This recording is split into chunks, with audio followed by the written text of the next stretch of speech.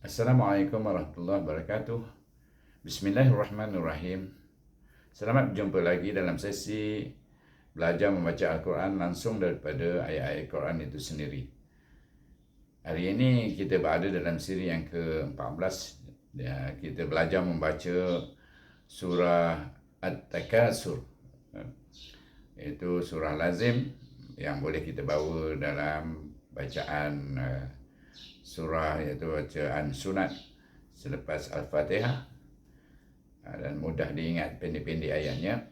Dan sebelum itu saya mohon supaya mereka yang baru view tolong subscribe, yang dah subscribe tolong share dengan kawan-kawan yang lain. Semoga dengan share dengan kawan-kawan yang lain itu kita sama-sama mereka memperolehi rahmat dan keberkatan daripada Allah SWT, dengan sebab kita belajar membaca wahyu Allah, iaitu membaca dengan tartil, iaitu berserta dengan hukum tajwidnya, insyaAllah. Kita teruskan. Perhatikan di papan putih kita, iaitu kita bermula dengan Bismillahirrahmanirrahim. Kemudian kita pergi pada ayat yang pertama, iaitu kita ada dua kalimah saja, iaitu Al-Hakumu dan At-Takasur. Kalimahnya. Baik, kita perhatikan satu-satu kalimah. Baik. Suku kata yang pertama ialah hamzah baris di atas dimatikan dengan huruf lam. Hamzah baris di atas bunyinya a. Kemudian kita matikan dengan lam, jadi bunyinya al. Al itu maknanya kita sebut huruf hamzah baris di atas bunyinya a dimatikan dengan makhraj lam. Al itu lidah kita naik ke atas, ingat makhraj lam. Kemudian ha di sini bertemu dengan alif, iaitu dengan huruf mad. Kita baca dengan mad asli, iaitu dengan dua harakah ha, al-ha. Kemudian kaf baris di depan kita baca ku, dan mim baris depan kita baca mu. Jadi kalimah yang pertama bunyinya al-hakumu. Baik, tetapi dia bertemu dengan kalimah yang berikutnya bermula dengan alif lam syamsiah, iaitu huruf syamsiah dan huruf ta. Maka kita kena baca mim ini diidgham syamsikan dengan huruf ta. Jadi bunyinya al-hakumut, al-hakumut. Jadi kemudian ta baris di atas ta, kaf alif baris di atas juga, iaitu huruf alif huruf mad asli, baca dua harakah ka, dan sa baris di depan, bunyinya su, tetapi disukunkan huruf ra ini, diwakafkan di sini, maka ra baca dengan tebal, bunyinya sur. Jadi at-takasur. Apabila kita cantumkan dua-dua kalimah ini, bunyinya al-hakumut takatsur. Ingat, itu huruf ta di mana dia keluarnya antara belakang hujung lidah dengan gigi kacip. Sur, sur bunyinya. Baik, kita pergi kepada kalimah yang kedua. Kalimah yang kedua yang bermula dengan huruf kalimah ayat yang kedua, iaitu terdiri daripada 1, 2, 3 kalimah. Yang pertama, kalimah hatta, iaitu bermula dengan baris di atas ha baris di atas. Ingat, ha tengah halkum, iaitu baris di atas dimatikan dengan huruf ta, iaitu kerana ta bertasydid. Kita kena matikan dia dengan huruf ta, hat, bunyinya. Kemudian ta baris di atas bertemu dengan alif, jadi bacanya ta panjang dua harakah, ta hatta, hatta. Baik. Kalimah yang kedua tidak ada hukum apa-apa untuk menyambungnya, daripada hatta terus kepada zal baris depan, zai baris depan, bunyinya zu dimatikan dengan ra, bunyinya zur. Tapi oleh kerana baris depan atau baris di atas sebelum ra ini, kita kena baca ra tu bunyinya tebal sikit, iaitu zur, bunyinya zur. Ingat, huruf ni adalah huruf zai, bukan huruf zal. Zal dia tu belakang hujung lidah, tapi zai ni lidah kita belakang, bertentangan dengan gigi kacip, zai. Jadi bunyinya berdesir. Iaitu zur bunyinya, kemudian ta baris depan tu, kemudian mim baris depan mu. Bunyinya zur tumu. Jadi bunyi dua kalimah kita sambung hatta zur tumu. Baik. Mim di sini baris depan bunyinya mu. Tapi perhatikan di sana apakah kalimah berikutnya. Oh, dia bertemu dengan kalimah iaitu alif lam qamariyah. Maka kita kena baca mim ini diizhar qamariyah dengan huruf lam. Jadinya mul. Zur tumul. Baru kita pergi kepada kalimah al maqabir. Humut. Zurtumul maqabir. Jadi kita eja satu-satu kalimah bunyi suku katanya, iaitu mim baris di atas ma, qaf alif di atas bunyi qa, kemudian ba baris bawah bi, kemudian ra baris di atas ra, kita sukunkan bunyinya bir, dan baca ra dengan tebal, bunyi ra tu bir, matinya wakafnya dengan huruf ra.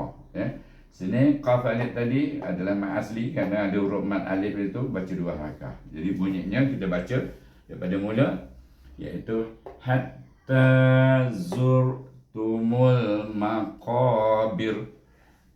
Cuba kita baca daripada ayat 1 dan 2 terus sekali. Alhaakumut takatsur hatta zurtumul maqabir.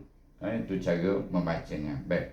Kita pergi ayat yang ketiga, bermula dengan kalimah kalla, kemudian saufa dan ta'lamuna. Kita bahas tentang bunyinya tiap-tiap kalimah itu. Di sini ada dua suku kata. Satu, kaf baris di atas dimatikan dengan lam, sebab lam bertasydid di sana. Satu lam yang mati. Jadi kita bunyikan kaf ini dengan lam yang mati. Kal. Kal. Kal. Kemudian lam alif di sini baris di atas la bunyinya, kerana ada huruf mat alif ini baca dua harakah. Kalla, itu bunyinya. Kalla, la dua harakah. Kemudian kita pergi kepada kalimah berikutnya, saw di sini sin baris di atas sa dimatikan dengan huruf waw, bunyinya kalau sin sa. Kalau dia matikan dengan waw, mati dengan mahras waw bulat mulutnya, saw. Jadi saw, dan dia adalah waw ini adalah huruf lin sebab sebelum huruf waw baris di atas. Kemudian fa baris di atas bunyinya fa, saufa. Jadi suku kata satu saw, suku kata kedua fa, saufa. Jadi bunyinya kalla saufa. Kemudian kalimah yang ketiga, tidak ada hukum di sini antara fa dengan kalimah ketiga, iaitu baca ta baris dimatikan dengan baris di atas mati dengan ain, bunyinya ta. Kemudian huruf ain ialah huruf istifal, jadi bunyinya ta. Kemudian lam baris di atas la, mim waw nun. Di sini saya terus usulkan. Terus kita guna mat di sukun baca 2, 4 atau 6 harakah, sebab sebelum huruf nun sukun ini ada huruf mat, huruf waw. Mat asli lagi. Di sini sebab sebelum dia mim baris di depan. Jadi bunyinya ta'lamun, baca 4 kata, ataupun 6. Boleh panjang ataupun 2. Ta'lamun. Itu maknanya 2 harakah kita baca. Tapi kalau kita baca, saya nak ingatkan sekali lagi, kalau kita wakaf dengan ma'rij sukun dengan 4 aja semua. Tak boleh kita macam ni, yakin sini pun 4, yakin sini pun 4, jahim sini pun 4. Tak boleh kita tukar ke atas 2, bawah 4, sekejap 6. Tak boleh. Bukan tak boleh, tetapi adab membaca. Itu kalau kita biar dia sama saja, konsisten. Jadi kita sambung pembacaannya. Kalla sawfa ta'lamun. Itu cara membacanya. Kemudian kita pergi ayat yang keempat. Kalau kita perhatikan sini, kalla sawfa ta'lamun, ayat yang ketiga. Dan sini pun juga kalla sawfa ta'lamun. Apa yang berbezanya, iaitu di sini summa. Jadi kita bincang tentang summa. Baik. Tha di sana baris depan, thu bunyinya. Thu. tetapi dia ditasydid dengan huruf mim, jadi maknanya kita matikan huruf mim dengan sa ni, dimatikan dengan huruf mim. Bunyinya thum. Tetapi mim ini bertasydid, jadi kena baca dengan gunnah, iaitu wajibul gunnah, ataupun wajib kita gunnahkan, wajib kita dengungkan. Itu cakap Melayunya, wajibul gunnah. Jadi kita kena dengungkan huruf mim ni, iaitu huruf apabila menyebut thum, ada dua harakah sekurang-kurang. Thumma. Jadi yang lain tu sama. Thumma kalla sawfa ta'lamun. Sini sama kalla. Huruf ayat yang ketiga ini berada dalam ayat yang keempat, cuma bermula dengan summa saja. Jadi tak payah kita terangkan tentang suku kata bunyi kalla sawfa ta'lamun, cuma kita baca thumma kalla sawfa ta'lamun. Kemudian kita pergi kepada ayat yang kelima, iaitu bermula dengan kalla juga, sama juga dengan sini di atas bunyinya kalla, tasydid kaf, tasydid dengan huruf kaf, lam, jadi bunyinya kal.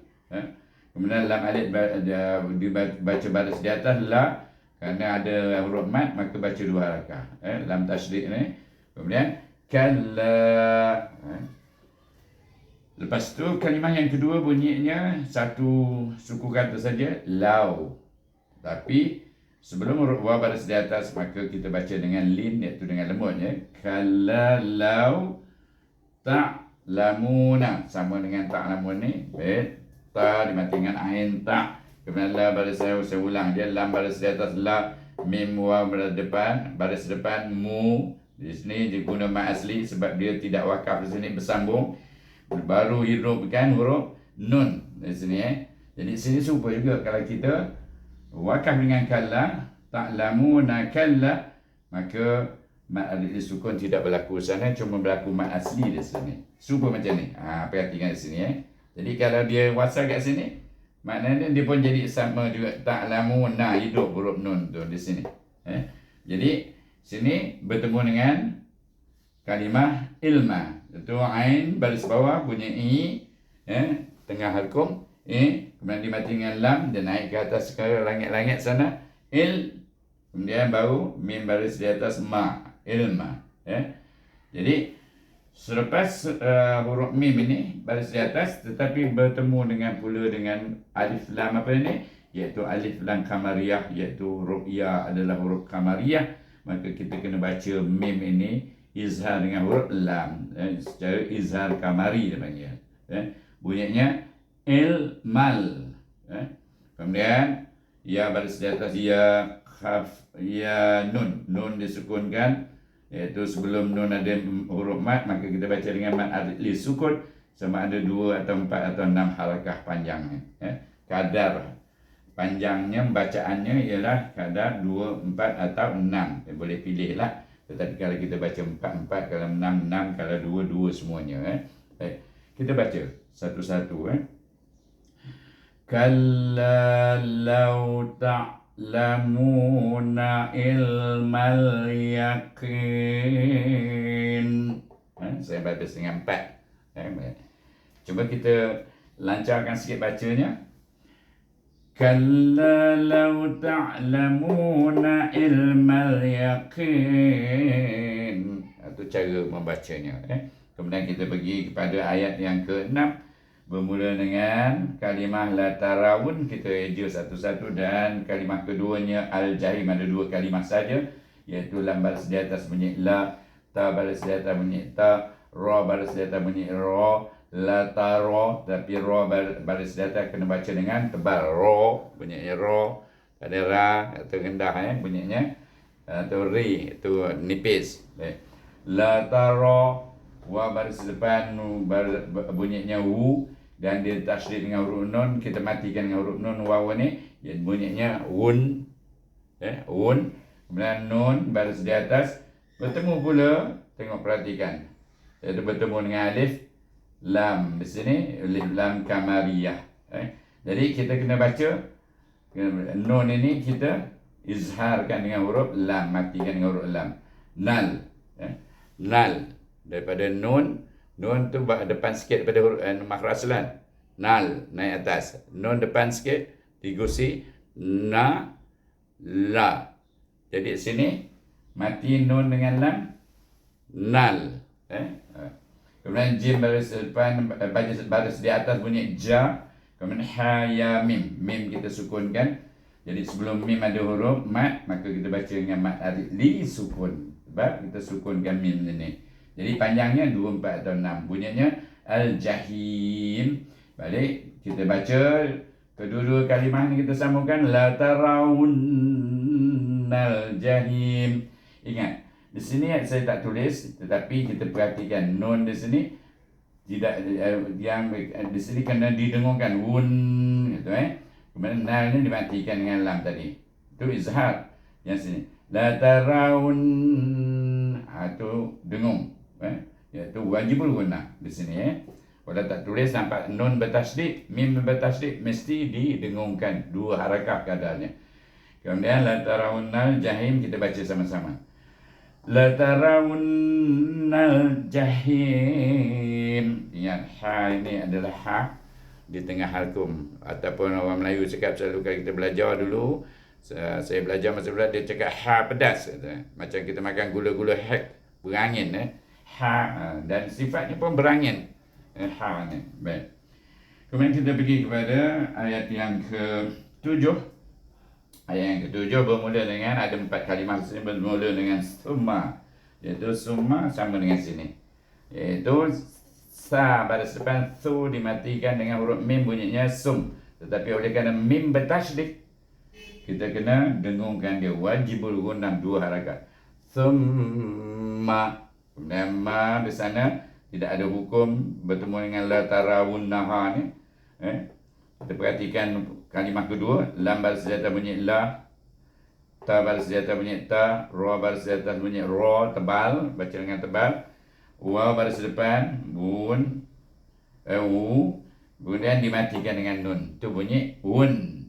Dan kemudian nun bertasydid, maka kita baca dia dengan wajib gunnah 2 harakat. Un. Nun baris di atas na, ha baris di atas ha bertemu dengan alif, baca dengan mat asli 2 harakat. La tarawunnaha, sama un sama panjang dengan ha un. Sini ha, wunnaha. Baik. Kemudian kita pergi kalimah yang ke-3, iaitu ain baris atas bunyinya a, dimati dengan ya, baca dengan lin, ai. Daripada sini pergi kepada ya dekat rongga mulut, dekat saja. Ai, nun baris atas na. Kemudian huruf nun ini bertemu dengan alif lam kamariyah. Maka kita baca dia dengan izhar kamari, dimatikan nun dengan huruf, dihidupkan nun, matikan huruf lam yang mati. Jadi bunyinya nal. Jadi bunyi ainal. Kemudian ya baris di atas ya, qaf baris di bawah ki. Tetapi selepas tu huruf mat asli, tetapi kita sukunkan huruf nun ini di akhir ayat, maka kita baca dengan mat alif sukun, sebab kita sukunkan dia, mat ada di sini. Sebelumnya huruf mat. Jadi bacanya 2, 4 atau 6 harakah, mat alif sukun. Jadi bunyinya al-yakin. Baik, kita sambung ke 4 kalimah.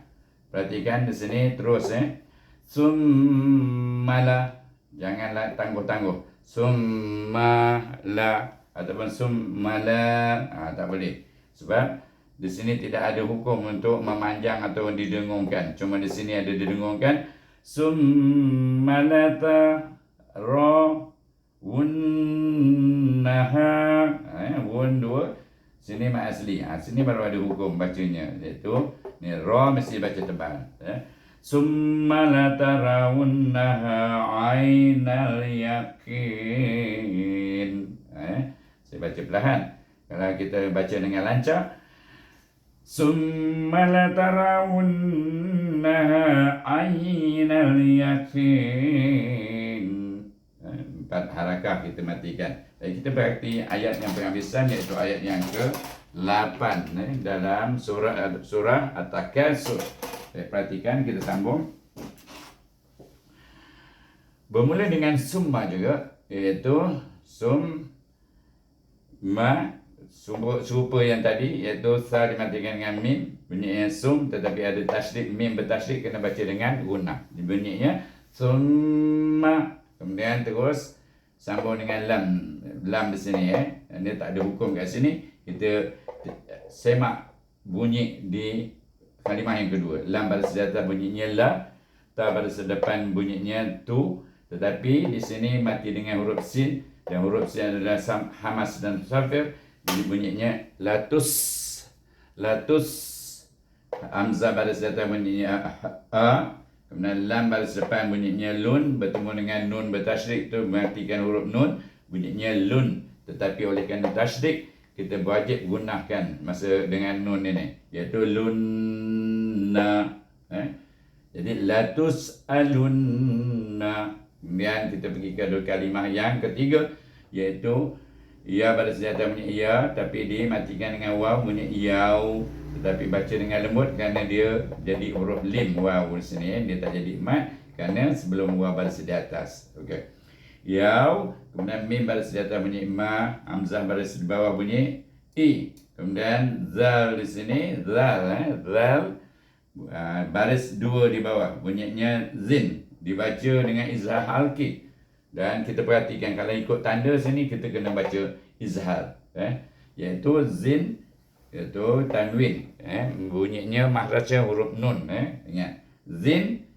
Kenapa kita kena baca izhar? Kerana dia bertemu dengan huruf izhar, huruf ain. Apabila tanwin bertemu dengan huruf yang berada di halqum, iaitu ni ain berada di tengah halqum, apa saja tanwin atau nun mati bertemu dengan huruf yang ada 6 huruf halqum ini, maka kita akan baca tanwin itu ataupun nun sukun itu dengan izhar. Perhatikan di sini, zin. Kemudian baru kita baca ain baris di atas a, ni, nun baris di bawah bunyinya ni. Jadi ani, tetapi nun ni bertemu dengan kalimah berikutnya bermula dengan alif lam syamsiah. Maka kita kena idghamkan nun ini dengan huruf nun berikutnya, dan huruf nun itu juga bertasydid. Maka kerana dia huruf nun bertasydid, kita kena wajib baca dengan gunnah 2 harakah, iaitu wajib gunnah, iaitu aninna, nun baris atas na, aninna, ain baris bawah i, kemudian bertemu dengan mat jadi mat asli, tetapi dia akhir daripadanya ialah huruf mim baris di bawah, mi, tapi kita sukunkan huruf mim ini, tak kisah dia baris atas atau bawah, asal kita sukun, makna kita kena baca dengan ma'arif sukun, dengan makhraj matinya ialah huruf mim, iaitu im, terus tutup bibir, anin naim. Kita baca satu-satu, iaitu mengikut bunyi suku kata.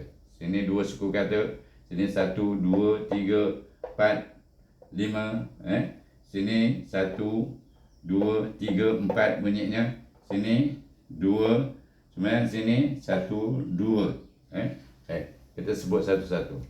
Summa latus alunna yawma izin anin na'im. Nampak Cuba kita baca dengan lancar. Sama-sama kita baca. Tarik nafas. Summa latus, balik semula. Summa latus alunna yawma izin anin na'im. Tadi mula-mula baca tersilap. Baik. Kadang-kadang kita tersilap lidah. Baik. Kita baca semula dengan lancar. Untuk ayat yang terakhir, ayat yang ke-8 dalam surah Al-Takasur. Baik. Tarik nafas. Summa latus alunna yawma izin anin na'im. Sadaqallahul azim. Saya sudahi surah At-Takasur ini dengan wabillahi taufiq wal hidayah. Wassalamualaikum warahmatullahi wabarakatuh.